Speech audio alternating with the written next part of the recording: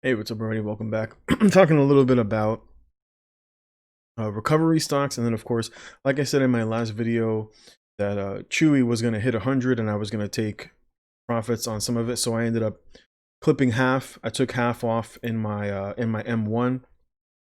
So we were currently up 600, up 137%, and so I basically took half, and so whatever we have left is basically just gonna ride.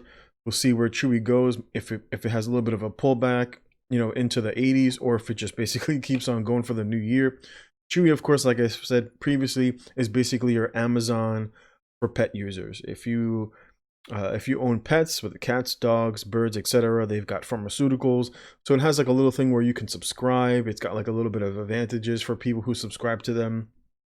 And of course, they're basically growing, striking deals, etc. So that's why we're seeing a huge surge in the stock. I had originally called it way down here in the 50s. It was about 58, and I said to pick it up at 52, which was about where I had gotten it. I had bought a little bit in my M1. I had bought in some in my Webull. I do trade on Webull, that you can see right here. Bought a little bit of LCA today on the dip. And I've got and previously, before starting my M1 for retirement, as I do have an M1 from retirement, you can see right here we're doing fairly well. I started this portfolio this year, as you can see, back in April, and we're up over 900. Going back to the other portfolio, this was my passive income portfolio. For the most part, most of the stocks overwhelmingly paid dividends. Typically, they're either fairly growth with a small dividend, but I've got a little small portion of my portfolio that is of course dedicated to risk. So I'm basically swapping in and out of these different plays. Take that money, roll it over into dividend plays. So we always want to have a little bit of just basically tech and straight growth, and that just basically helps to push the portfolio yield a little bit higher to where I want it.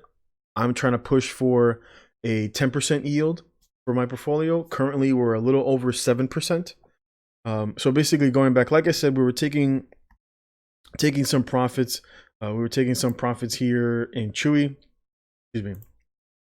Taking some profits here in CHWY, and then I'm basically adding a little bit to NEO. NEO, unfortunately, did break out. I knew it was going to break out. I was hoping we were going to see a little bit of a pullback or a little bit of meandering. But once that deal went through for them to sell extra shares, the stock basically took off, and I wasn't able to grab as much as I wanted. Switchback is still holding back. It looks a little weak.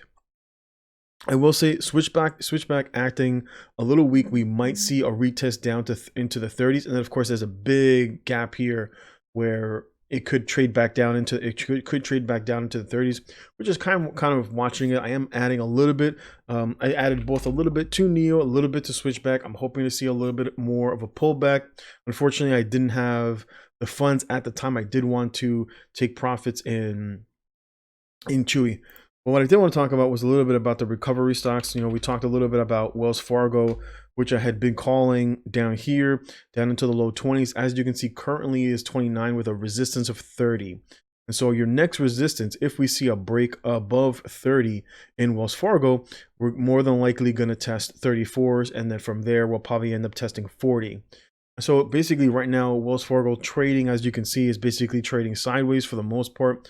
A little bit of a pullback today. Not really concerned. If it was to pull back into like 27s, 26s, like anywhere between 26s and 28s, I would probably just end up picking up more shares.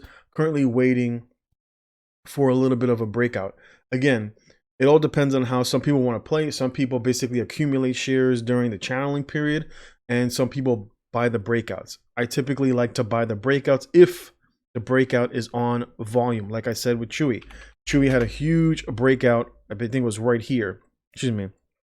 It was here, and then you saw a little bit originally where they tried to break out above. Excuse me. Forgive me. It was right here.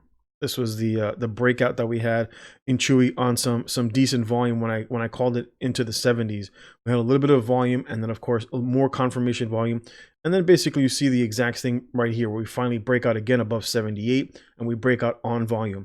That's typically what I'm looking for. I'm looking for that buyers are basically rushing in to basically rush in and buy up the stock, realizing that the stock is going to gap higher and it's going to trade higher.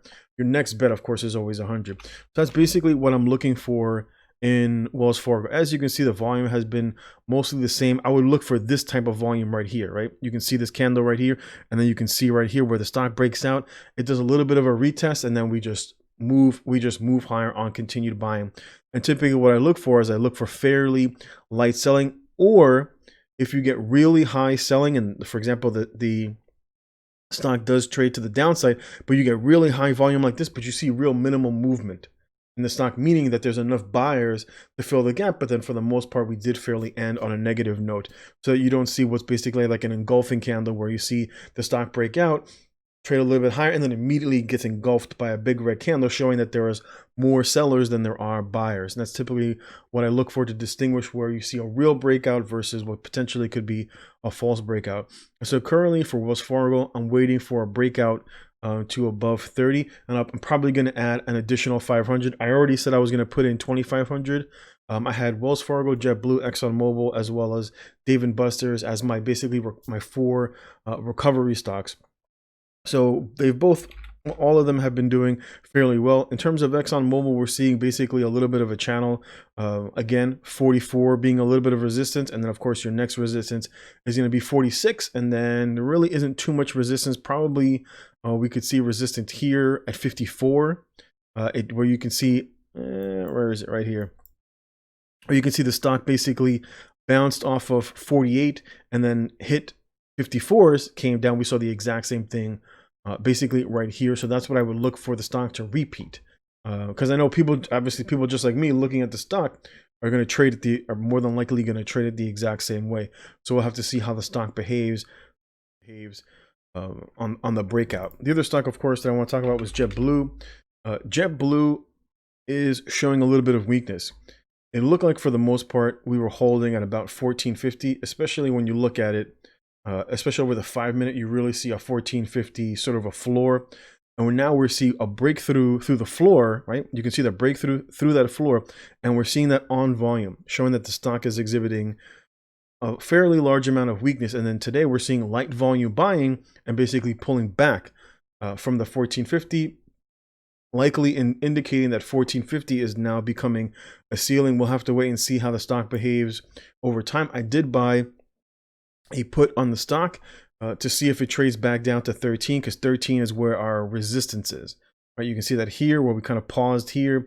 Again, we saw a little bit of a breakout here above, and this is why you're seeing a stalling at 16, because we did the exact same thing here as well as here. And then of course so we're stalling at 16, and 16 is actually a multi-year floor.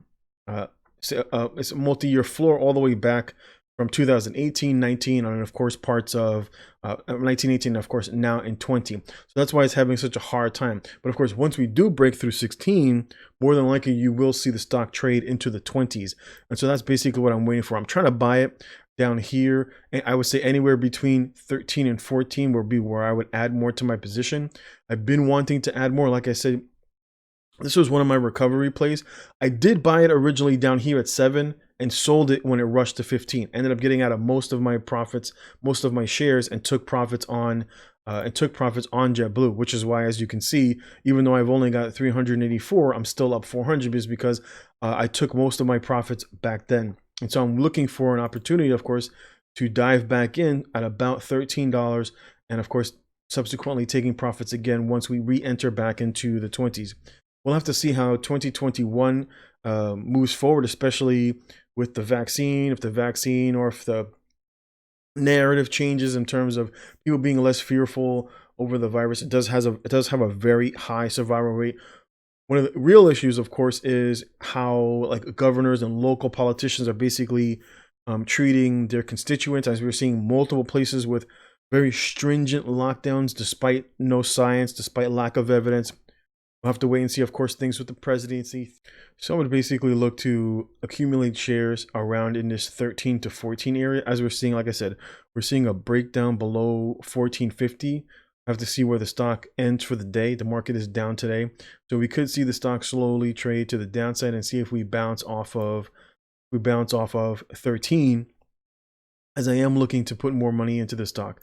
In terms of Dave & Buster's, I'm adding more to it today. We are seeing Dave & Buster's was trading in a channel between what looked like 25 and about 2027. And again, we saw a little bit of a breakout on some volume, not exactly a whole lot of volume for Dave & Buster's. Dave & Buster's typically trades, the average volume is about 3 million. On the breakout, we traded 3 million, and we're seeing a little bit of a pullback to the downside on light volume. So we're getting light volume selling. And then finally, we broke through 27 on typically decent volume on the usual regular volume.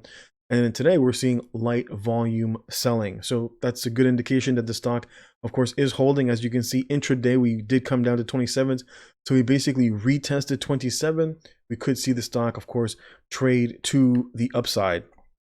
And again, our next area of possible resistance is going to be around here at 38, although we could see some slight resistance right here in the low 30s, like between 30 and 32. So that's basically what I'm going to be doing, adding more to Dave & Buster's. Again, Dave & Buster's was another play that I did take money on. As you can see, even though I'm only up 300 and change, I ended up taking a lot of profits on the initial move to the upside, which was right about here.